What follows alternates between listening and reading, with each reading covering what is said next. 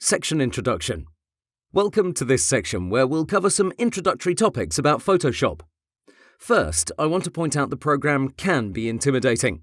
I'm here to help you throughout your learning process, and I expect two things from you: to practice and to have patience.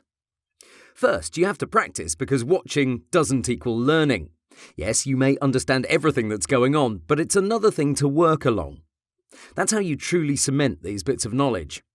Second, you won't get everything on the first go. Don't panic and don't stress. We'll repeat the most important techniques and topics often in various scenarios until you get them. These videos will cover various topics in Photoshop CC and CS6.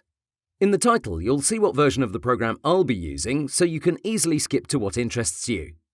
In case you're a CC user, it doesn't make sense to watch a video about CS6, so I've clearly marked them in the title so you can easily distinguish them. But I've also used two separate colour schemes to help you further. When I'm going to use the old version of the program, Photoshop CS6, you'll see I use the lightest interface. When I use the Creative Cloud version, I'll have it set to its darkest setting. So white means CS6, while dark means I'm using Photoshop CC.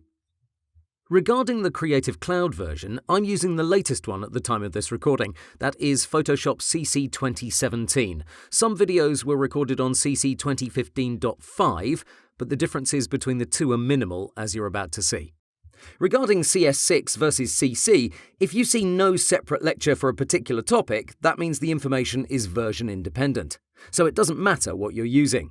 It's all the same, so don't get too caught up in it. Lastly, some videos are marked with both CS6 and CC in their title. This means we cover the topic in both versions in the same lecture.